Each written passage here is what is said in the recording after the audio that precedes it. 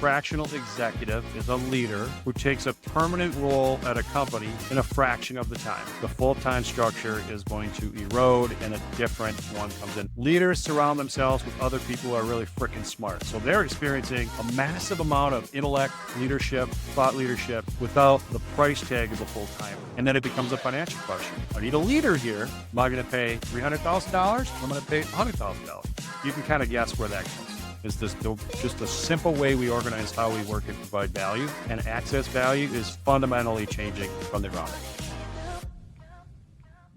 Joe, look, I've been following for as I mentioned earlier, I've been watching some of your videos, and you're, first of all, you're a very senior, experienced executive, but also look at all the gray hair.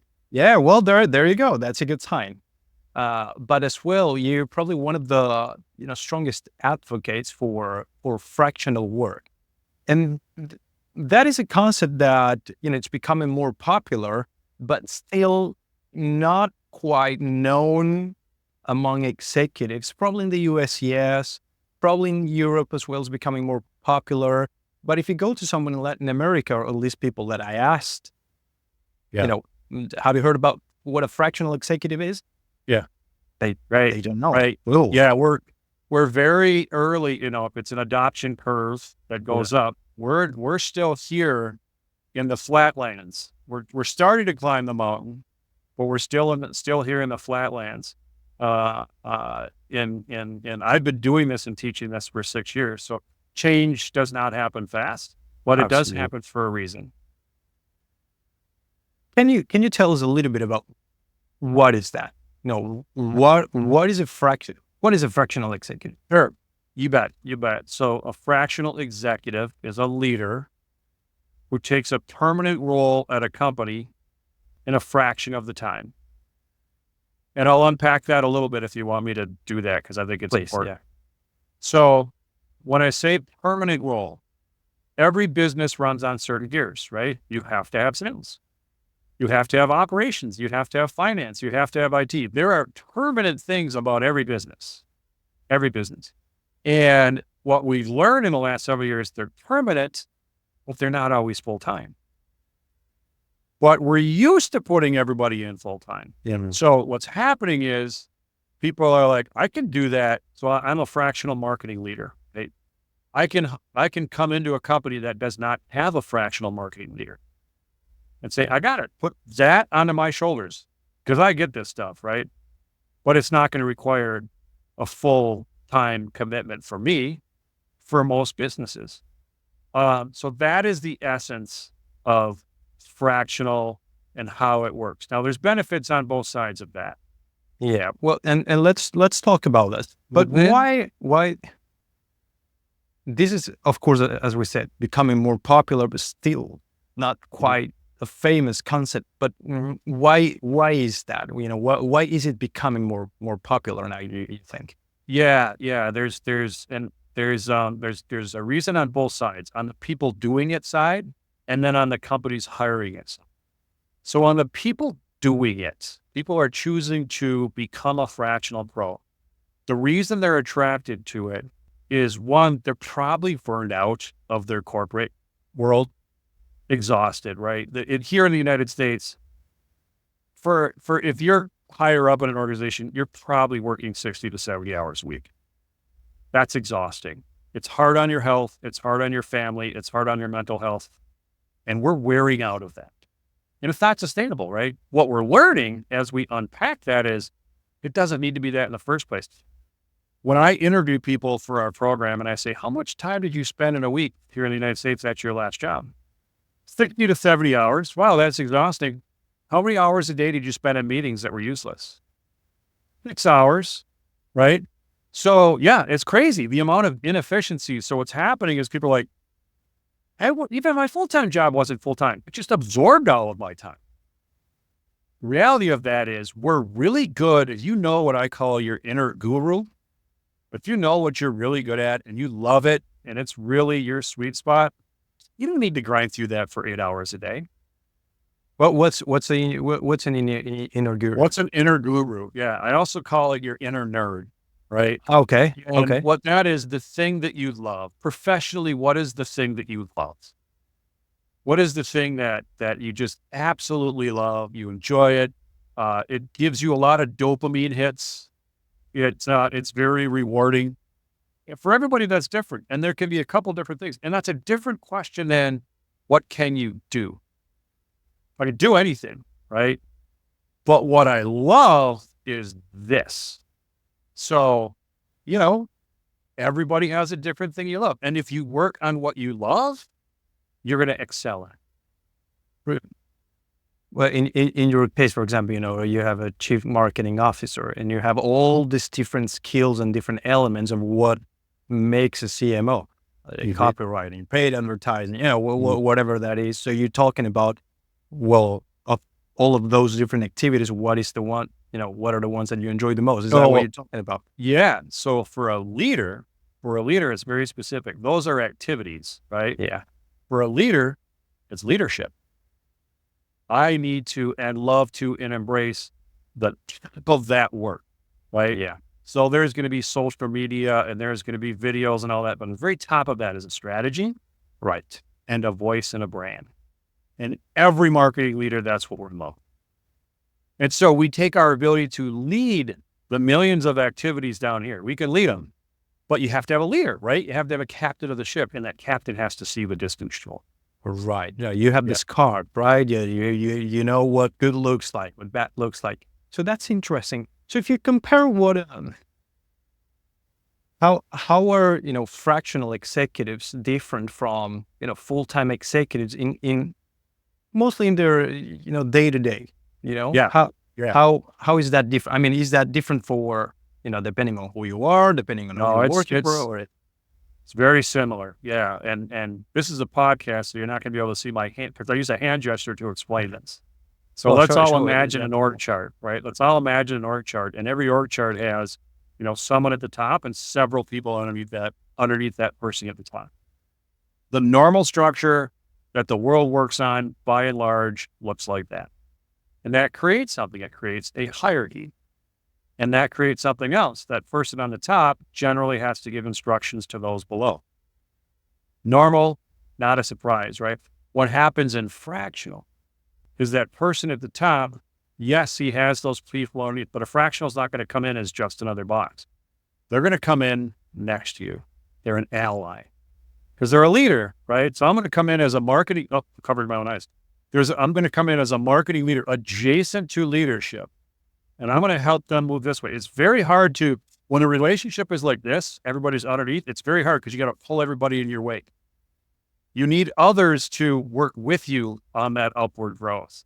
And for those listening right now, you're not seeing the wonderful hand gestures that Davey and I are referring to. But the whole idea is you come in as a fractional executive, you align with leadership, you're there to help them achieve their vision. You have two focuses. One of the focuses, I'm with leadership on growing the company. Whether that's ops, IT, sales, marketing, doesn't matter. But I'm also absorbing a certain role. Ops, IT, marketing, sales, doesn't matter. So I'm helping leadership move forward, but I'm also leading the people underneath me or the outside vendors, depending on what it is, because I got to tell them where they're going. So I got to lead those folks. And generally they're looking for what success look like in the next week, 2 weeks, 3 weeks, month. The leaders are like, what does success look like in the next year, 2 years, and 3 years? The fractional comes in as an ally to leadership and as a guide to those in the organization. And you can tell where the gray hair comes into place. You have to have some experience in order to do this. And when you let's say you join a company as a fractional, do you tend to see other fractionals taking care of sales or operations, or typically the entire leadership team is a fractional? I mean, it's happening at all levels. Yeah, there's some stratification there. Yes, oftentimes that's what you see. In fact, that right now is kind of a big driver of growth in the fractional industry that we were just talking about. Is a company will hire, let's say, a fractional chief financial officer, right? Because the poor CEO was trying to do it and they didn't grow up in finance, but they did the best they could, right? And they're like, wow, this fractional CFO is coming in alongside me. They're helping me grow the company. I need a marketing leader now. I'm going to look for a fractional marketing leader because this is working out pretty good. And I do want to talk about that side of the equation real quick. So we talk about the benefits to the fractional. What the hiring side sees is I can get a fractional leader for about a third of the cost of a full-time, at least here in the United States, right? So I might be $300,000 a year full-time for somebody, but I'm $100,000 in a fractional way, right? So the cost benefit to them is massive, right? It's a third. You cut out a third of your costs and you're not paying benefits or anything else. So they're experiencing a massive amount of intellect, leadership, thought leadership without the price tag of a full-timer. So their benefit is pretty darn clear on why they like this model. And how these engagements work, when you're Sure. fractional, different from full time. I worked as an executive search consultant over the last 5 years. I'm pretty familiar with the full time side, but not with the fractional. Yeah. So yeah. How are these engagements different? How Yeah. do you know about hiring? But starting with that, how Yeah. You how bet. long are So the engagements for? And so it is retainer work. It's on a retainer. For sure. At first, it was like, how many hours? What is the scope? All that mess existed. And it was difficult, right? What has happened where things have settled is it's on a retainer. The average rate for a fractional leader of almost any skill is somewhere in that $7,000 a month on a retainer. I've seen them as high as $25,000 a month. That's those are the rates, right? So that's the cost companies pay. So just if you're looking at the dollars that get exchanged, then the time commitment on the fractional, which really what we're looking for, we're not really looking for a time commitment. We're looking for impact. Right. Because who cares if it takes them an hour, a minute, or a day? Do what you're here to do, right?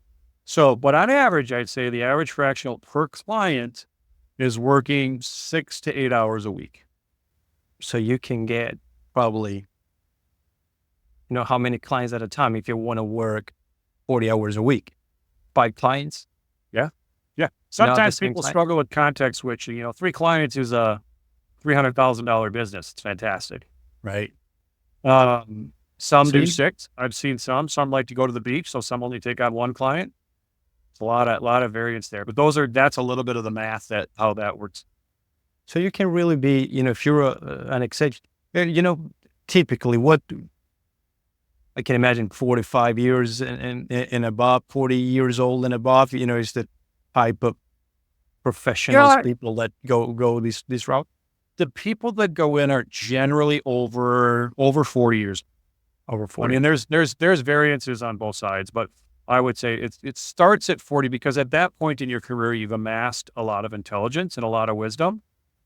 You've built a lot of relationships and you're very good at what you do. You know your inner guru, your inner nerd, And so at that point, now I would not have been a good fractional when I was 25 years old. No, right. You don't have the experience. I had not failed enough in my life yet, right? And so, there are fractionals out there that are 70 years old. So you're telling me that a senior executive can go fractional and still make the same amount of money working, less on their own terms, right? Essentially. Right. On their own terms and working in a far more meaningful, impactful way. Yeah. We call it a portfolio career. So rather than go to one company where you catch one paycheck and work with 8 or 10 people on a team, you're going into 3 or 4 companies, catching 3 or 4 paychecks, working with a broader set of individuals. It's fantastic. And it's crazy because if you stop to think about it, you're devoting traditional way, the traditional employment type. You work for a company, you devote all of your time to them, but they can say bye-bye at any time and you don't have anything.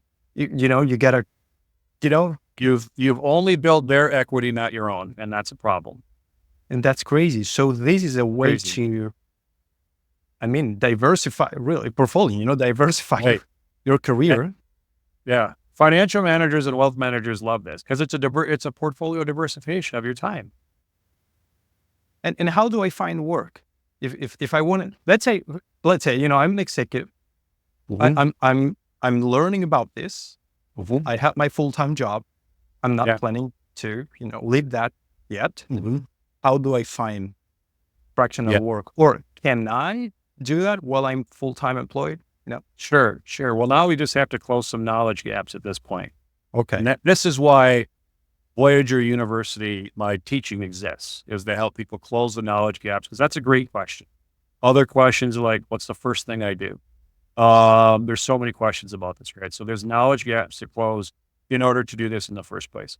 But as it relates to work, the data is pretty clear. Fractional professionals get almost all of their work from referrals. Almost all Or their work comes from referrals. Now, I think there will be a day where there's exchanges and work is being distributed through talent companies and things like that. But right now, the math is the math, and they're getting it from referrals. So this is the first thing you have to do when you need to learn about fractional. You have to understand what that means, because the number one thing that means to get referrals is you have to be very referable. You know what I mean? Like you have to work on that. You have to be very good at knowing your value, your inner nerd, your inner guru. You have to be very confident in that. It takes a lot of work. You have to have a lot of intelligence about what fractional is. You have to raise your confidence, and there's so much work to do in between the ears so that you can actually get referred. You can do it. Anybody can do it. It's just nobody spent time on this, because we spent all of our time so far with a company's benefit. And in this world, you work on yourself like you're the company. And it's quite a relief for a lot of people, right? Because a lot of people will come to me and like, I need clients. I'm like, well, I teach you how to get clients. I teach you how to fish. I don't give you fish, right?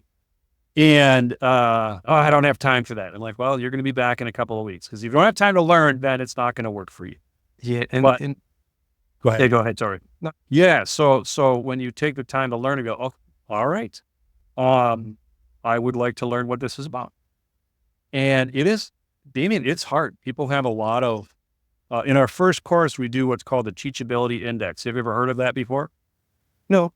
It's fascinating. So there's this how we learn, right? So let's talk about what there is to learn about fractional. We can all agree there's a lot. If you've never done it, you don't know. So there's a giant chunk of information that's in a bubble somewhere. But in order to penetrate that bubble, if you've just been laid off or come out of corporate or anything like that, in order to penetrate that bubble of intelligence about this, you got to get rid of some learning obstacles. And when you're coming out of corporate, your number one learning obstacle is ego. Number two is fear. Number three is cynicism. And number four is status quo. So the first thing you have to learn, basically what I'm saying is you have to unlearn what corporate taught you in order to access this new fractional world, this new fractional intelligence. And how did you do that? How was your transition? Yeah. Well, how do I do it now? I'm an educator. So I pick it all apart. I studied it for 6 years and figured out what the obstacles are. And there we go. How did I do it? The hard way. I learned. I mean, I sold a company in 2018. I said, I'm going to be fractional from here. We didn't even call it fractional then. It was called gig work. But I knew that I could serve 3 companies as a marketing leader in their company. That much I knew. But the rest I had to fail in 1,000 different ways until I finally figured it, Right. including my own learning. So essentially, you got a transition from being a resource in one company to being having your own essentially consulting Being a firm, leader in right? 4. Exactly. Yeah. Exactly. And Yeah. distribute your time and well, that's I'm thinking because is this possible to do if you are full-time employed? Let's say that Oh, I'm sure. 40 years old, I'm 45 years old, I'm good where I am, but over the next, in the next 5 years, I would like to, do that transition. Well, Can I start today engaging in, in small engagement? yes, but you It's have to start in the right place. So you can start learning now. There is no access to what Fractional has to offer without learning. But we all go to, well, I can do it if I can get a client, right?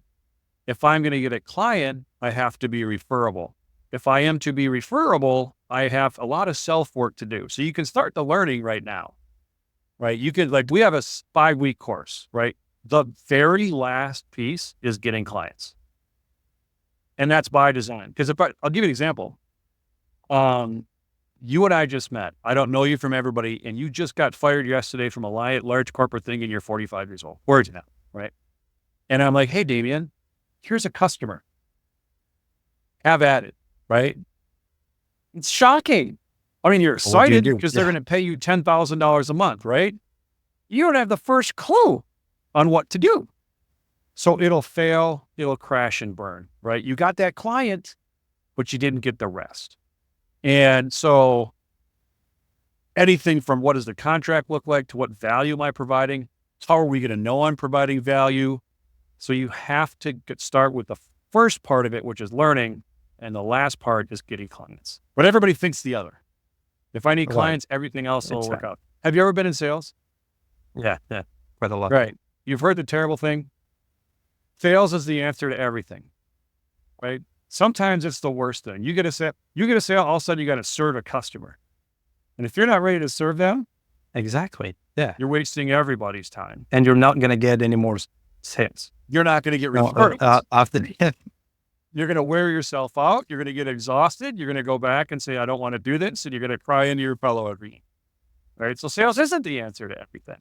It's like anything else. The answer to everything is education, cadence, clarity. There's things that get you there. Yeah, gotta even though you're great at what you do and your domain expertise, you still got to learn, the foundation. You do, yeah, how to run the business. So, there's other things you need to learn too. Right? Yeah. Yeah. Fractionals do it. A lot of people are resistant to a lot of things. Like we're human beings. We have ego. It's built into us. It's not a shameful thing, but it can be a blocker. Right. And then there's a difference between ego and arrogance. Right. Yeah. A lot of professionals unaware maybe of their own arrogance. Right. But through the process, like I tell you what, they get unarrogant pretty quickly if they're on the job search for a year and they don't have a job. They lose that arrogance very fast. Now, I would rather be proactive about losing my arrogance than I will have to go through the hard way like that. It's just a process, though. You just have to understand it and pick it apart. That's what we teach. And is there anything I can do? Let's say I do not engage in work, fractional work, but I don't know, my personal brand or, social media presence. Is that something that people do? Yes, absolutely. So the first of our 5 courses, the first thing we teach is called fractional intelligence. Okay. And part of raising your fractional intelligence is getting to know yourself. Right? So, and that is deeper than saying, I'm a head of marketing, I'm a head of sales. There's more to us than that. You have to get down to the level of, this is what I love. This is what is meaningful to me. There's outside dimensions to that. The world needs this. People will pay for it. There's this great concept called Ikigai. It comes from Japan, right? And it's we've adopted it for our coursework, right? So the act of getting to know yourself, you can do that today. You can spend the next week on it. It's fantastic, right? So yes, there's a tremendous amount of self-work you can do in order to get ready for serving people in fraction. And it's important to do that. The other thing is building confidence. You have to get to yourself before you can build confidence around that self. And that's course number 2. That's course number 2. Who are the companies, the type of companies that are more receptive to having fractionals working with them? Yeah. I work a lot with big corporations, the big multinationals, the public companies. Are they, do you see them? Or, what are the companies? I think that day is coming, but those are very large ships. And large ships have a lot of people on them. And they move very deliberately, but they turn very slowly. And so I think they're going to come later. Companies which doesn't mean they're not indexed to fractional, having a fractional, it just means their ability to adopt is different. Okay. Companies that benefit from it and seek it out are those who are trying to grow and struggling. Now that can be a startup. It can be $100 million company, but they're trying to grow and they're struggling. They're not getting there. And as soon as they start to pick that apart, what's wrong? They start looking at their org chart. What are we missing? They start looking at the intelligence they have and, what's not here? Or what are we doing wrong? Some pretty normal things show up. One of the first things that shows up is leadership isn't letting go enough. Oftentimes the CEO is also head of sales. That's a problem. That's a problem. It took them to a stage, but it won't keep them growing. Right? So when they go through that analysis of how do we grow and what's preventing us from growth, those are the companies that I need help here. And then it becomes a financial question. I need a leader here. Am I going to pay $300,000 or am I going to pay $100,000? You can kind of guess where that goes. And what are the pros and cons? Because let's say I can imagine it's just the cost, right? I mean, it comes down to the cost. Cost is a big factor. Yeah, the pros and cons to the buying side. The pros are pretty clear. The cost is the benefit. You get a leader to run alongside you, which is a huge pro, right? Like you have another intelligent, thoughtful, wise person that you thought you had to pay $300,000 to have that person there, and now you know. So, but you get the value of what comes with that. So that's a pro. Some of the cons, some jobs are full-time. Some jobs are, right? That's all ironing itself out in this whole new normal since the pandemic anyway. There's forces way bigger than fractional. Like we went remote and realized, well, shit, if we don't have to be in the office full-time, do we even have to work full-time? And we're finding out the answer is no. It's about productivity, not hours. So there's this huge shift of how we work as a planet is changing underneath our feet as well. I was talking to, not sure if you heard of him, Steve Cadigan. He was yeah. Workquake. He's a great guy, smart. He's great. Nostradamus of work. I love Steve. Well, and when he was saying, I interviewed him a couple of weeks ago, and what he was saying is that what he sees as the future of work is, and this is the phrase he used, I see more people having more than one employer. Yeah. So, I mean, it's going in that direction. That's the way it's going, right? And there's a lot of reasons for that. I was a guest on a podcast this morning, and it was all HR people. And that was the universal conclusion that was drawn to, is this just a simple way we organize how we work and provide value, and access value is fundamentally changing from the ground up. And one of it is the full-time structure is going to erode and a different one comes in. Now there's reasons for that. The reason people also want to do this work is people want agency over their own freedom, over their own time. It's inherent in us, right? It's in our DNA. We have operated in such a way that we have taken little bits and pieces of that over years until we've taken too much. So I was born in 1968, and the average work week was about 37 hours, and it was productive. America in 1968 was freaking making money, man, and everybody was doing great, and it was fantastic. Right? Well, if you watch the trend lines of what an average week has been over the years, it's gone up.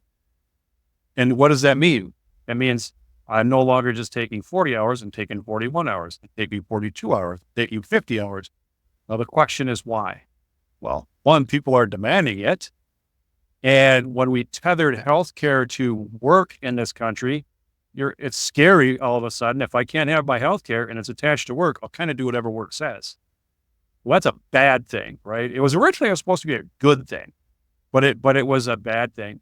Technology has had a major role in that. You wouldn't believe how many people I talked to say, "What'd you do?" I went to work, and I said, "Did you work before work?" "Yes." "Did you work after work?" "Yes." So you went to the office for 8 hours, but you were on your laptop until midnight. So that time got extracted from your life, right? And you better love what you do if you're going to work that much, right? But because if that time is being, that's where our wealth is every time. If that time is becoming 70 hours of your time as a contributor to this company, and I'm taking it away from something. I'm taking it from your mental health, your physical health, your family, your community. It's coming from somewhere, because There's only 24 hours in a day. So over the last 50 years, work has decided to extract more and more time, but guess what? Not pay in relation to that extract. And with all these tools that you have right now and AI and that the amount of time it takes you to this task that before probably would take you hours. And for example, with the podcast, I will go and look at the transcript and put the captions in. And it takes me a lot of time. And now I just click a button. Yeah. And it's there. Yeah. It's amazing. It's just crazy. Yeah. Yeah. Yeah. Yeah. I think what I like is one factor in all of it that I really love is I call it freedom, opportunity, and fulfillment. With Fractional, we have the ability to get more freedom, more opportunity, and more fulfillment. And that's good on a worker side, but it's also good on the hiring side. The companies that do best have people who feel free to speak, that pursue opportunity inside the company, and are fulfilled by the work. So that relationship between those two is really healthy when it can be anchored to FOX, is what I call it. Freedom, opportunity, and fulfillment. So it's a good thing. It is. So if let's say I'm the, I'm a CEO at, mid-sized company, startup. What benefits? I know we talked about the pros and cons, but what are some of the benefits that I'd have from having fractionals instead of full time besides the cost? You met talking about the cost. Yeah. Yep. Yeah. So a couple ways to think about that. One, you're surrounding yourself with more gurus. You're surrounding yourself with more wisdom. You're surrounding yourself with more intelligence. That's the first thing that you get, right? You could just have more of that. And I'll explain the benefits, even though it's pretty self-evident. When you do that, when you surround yourself with more of that type of person, your company's going to do a lot better. There's just no question about it, right? Like, hey, it's great to have one person who's smart. It's even better to have 2 and 3. So Fractional all of a sudden populates your company with a hell of a lot more wisdom and intelligence, right? So think about it. If you think in the political context, regardless of where people are politically on the planet right now, because it's an absolute shit show. But there's these things called cabinets, right? Leaders surround themselves with other people who are really freaking smart, right? So in the workplace, leaders can now surround themselves with their own cabinet of fractional professionals. And it's how you get smart. It's how you make progress. It is. So where do I find? I know that, fractionals find work through referrals. Yep. Mm-hmm. How do I, if I'm the, if I want to hire a fractional, and I don't know anyone that's done that, how do I go about that? Yeah, well, you do what everybody does. The very first thing is you Google. You go to Google and go, where do I find fractionals? The places that they exist, that is such an interesting part. That is a big dimension to this whole industry is what is that going to look like? And there's a lot of places. There's a lot of places that have repositories of fractional professionals. I educate, hundreds of people every year to become fractional pros. People can find me. I'm like, I'm going to connect you to a bunch of people. There's things like the Fractional Leadership Alliance. There's things like Fractionals United. There are all sorts of, I would call it, Damian, the emerging category of supply, of where is that all going to centralize?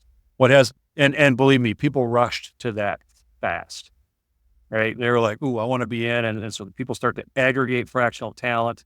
And then what do? You got to go sell them. And you always have more supply than you have demand if you're selling. And so, and it also, there's some misalignment here, right? Because the question isn't, where do I find fractionals?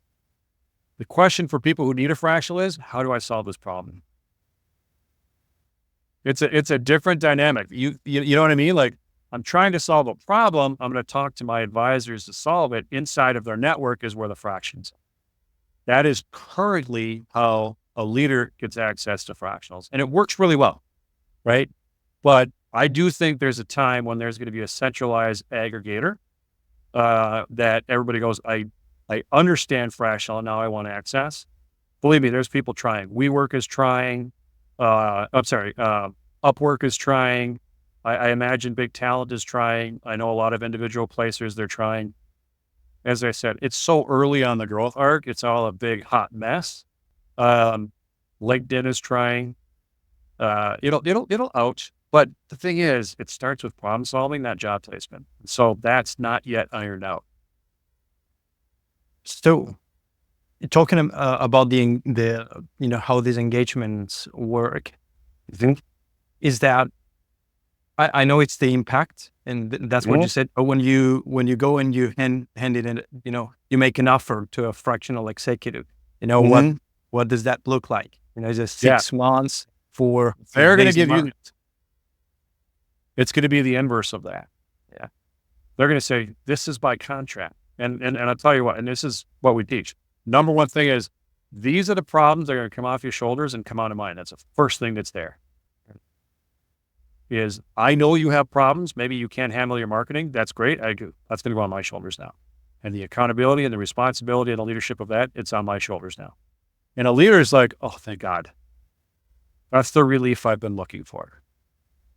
So they're going to say, I do that. And this is the nature of how I do it. Starts with leadership. There's other things in the contract. This is the rate at which I do it for. And everybody, is happily ever after. But that's where it starts. It's actually on the fractional currently to describe the nature of the relationship. Because if I was to ask a CEO, what do you want in a fractional pro? What are they going to say? I don't even know what that is. So I certainly can't tell you what I want out of somebody. Right. So we have to own the responsibility of the education there. Right. Yeah. Because you don't think, I'm going to go hire fractional. It's, I have this problem, I have to solve it. And then it's about knowing and being aware. And that's where the education comes, I believe. Yeah. I think, Damien, one of the coolest things, there's so many cool things about this that I love, but when I get to see all of that take place and when the CEO's eyes or the leader's eyes light up and they're all of a sudden they're like, and they can feel the relief coming, it's amazing, right? Because these are people that will try to lead people and micromanage people and push people in a direction. And if all of a sudden that's not what's here, somebody's going to come alongside you and help you move forward. The relief is palpable, man. It's amazing. And who wouldn't feel that way, right? Absolutely. If I'm a big football fan here in the United States, and I tell you what, it's really good to have Justin Jefferson as a receiver. And all of a sudden, when I've got Sam Darnold, a great passer, I feel really good now, right? So that's it, right? I'm not getting somebody I have to take in my wake. I got somebody that's going to take this journey with me and help me get there. That's great. That's great. Yeah, and you mentioned this because I've been hearing about this for a while, and you were telling about there are companies trying to kind of centralize this sort of talent. You mentioned LinkedIn. The whole industry is trying to centralize itself. Yeah, I mean, do sort of a fractional marketplace, something like that. You mean there's several fractional marketplaces. There's a lot of them out there, and most of them are niche. They've got marketers, they've got salespeople, they've got IT people, they've got, name it. They've got operations people, they got finance people. There's several niche marketplaces. There are a few non-niche, but we got fractionals, right? There's a few marketplaces like that. So it exists. It's out there. So it is. Yeah, it exists. It exists in a category that's still well-defined, but still trying to define itself. Interesting. Kind of fun. Interesting. Yeah. How long do you don't have a crystal ball? I don't have it either. Mm-hmm. But based on your conversations and what you're seeing, and I know that you had conversations, with this about, in Europe, and you're kind of aware of what's going on there as well. New Zealand loves fractional. In New Zealand as well. Singapore loves fractional. Yeah, it's global. So it is happening. How? Different question. Do you think that fractional is going to become the norm? I think so. I do. I think I do, because one thing, it reduces a tremendous amount of waste. And that is always something companies seek. Always. It never goes away. You have to reduce waste. Doesn't matter how. That's why we have Amazon, right? Because it's wasteful to have a gazillion stores all over the place. Companies also always focus on profit, right? So cutting costs, always a factor in the economy. Always, always, always. Fractional helps with those two things. It costs less and it's less wasteful. It's more focused. So clearly it's going to continue to grow. For sure. But those aren't the primary, those are the economic reasons, right? Yeah. The other forces of growth are the people that do this, they want to do what they're good at. And the current structure sometimes doesn't allow them to do that. Yeah. You know, It's, talking to different executives, you're talking about, big CEOs and, guys leading billion-dollar corporations. yeah. Yeah. I see that, from talking to them, I see that, and this is more around the time they're 50 something. Okay. Yeah. And they got to a point where, they became very successful, very well connected, well known, and say, look, I don't want my next role to be in a big corporation like this. Right. I want to start Right. my own thing. I want to, they still have to, it's just crazy. They make a lot of money, but at a big cost. And say, look, I just want to do something different. And I've been having lots of different conversations over the last years. Yeah. About my next step is not incorporate. I want to do something different. And that I think is a global sentiment right now. yeah, And when you unpack that, you kind of understand why. Maybe you've earned a lot of money. That's great. We love that. But at what cost? How much of your time and family and relationships, and are you even making the impact that you want to make? I see so many people, because I talk to people that have Fortune 1, right? The biggest companies on the planet. And they do this. And they're like, I am helping a company that's smaller. Doesn't take all of my time. I'm mostly needed there for my guidance and direction. I feel great, right? They're making money, right? It's an economic exchange, but what that is feeding is, you get up in the morning, you want to make a difference. We're all a story to be told, right? You want to make a difference in the world. It doesn't do any good to be done and just sit on a yacht or sit in that sounds fine, right? But I talk to people who retire for a every few day, weeks, maybe, yeah, right. You're not even living a purpose at that moment. You're just a body on the planet. It's like, well, so there's more to life than that. But that doesn't mean it has to be 7 hours a week. There was a great study done. So I come from the Midwest in the United States. I'm in Minnesota, and I grew up here. And the Ojibwe and the Chippewa and the Dakota Sioux that were here before us, those wonderful cultures, there was, this is where their land, right? They had a certain way of living here, and it's been studied. And they were so spiritually connected still. Yeah. And they were such wonderful cultures. And they looked at that and they realized they were so balanced. They worked and they loved and they built communities and they were spiritual and they were artistic. It was such a balanced life. Some things came and screwed all that up, but it's a good way to live. And you see a big thing is these new generations. Yeah. Right. And, there's been studies, done and, more and more, generations that are, coming. It's more about, working from home and the work-life balance and that. Yeah. So the fact that these people, 20, 25, 30-year-old people thinking that way, that tells you that's where the world's going, because that's what they want to do. And they're not, they're not going to be attracted by the full-time one company. I mean, some, of course, people are really, great and work a lot, but yeah, that's not most people, right? That's not happening, right? It's just not going to happen, right? There was this early dialogue of an older generation of workers who said the millennials and younger are lazy. They don't want to work hard. All of that criticism, right? And I'm looking at that going, they're the smartest people in the room. They don't want to work the way you do. And the way you worked was incredibly unhealthy. And they're like, my priorities are my friends, my health, my community. Like, that's the way to live. They are a shining beacon of balance, which is where society should go.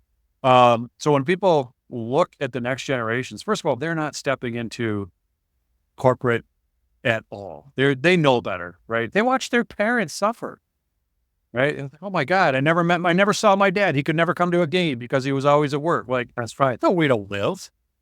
No way to That's right. live. And so they're seeing that like, nope, I'm out. And the other thing feeding that is, listen, we've got great access to education. They don't have to work harder. They have an ability to be incredibly smart. So, yeah, it's the old rules are they're gone. It's going to done. change. It's going to It's just change. changing. Yeah, where it's changing. It is. Change has It always is been- happening now, as I said. Oh yeah. So let's say I'm out of college. I'm 25. Let's say even I'm 30 years old. Over the next 5 to 10 years, I'm gonna probably get to these executive level. How should I think? How should I prepare for this future of work? What can I do today to be better prepared for that future? Which it seems it's gonna be fractional or flexible in some way. That's right. Yeah. I think some of the old rules apply here. A happy life is one of perpetual learning.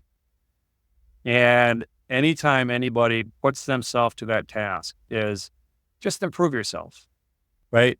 Improve yourself. Be more aware of your own gifts. Actually explore them a little bit. Be more aware of that which you love to do from a work standpoint.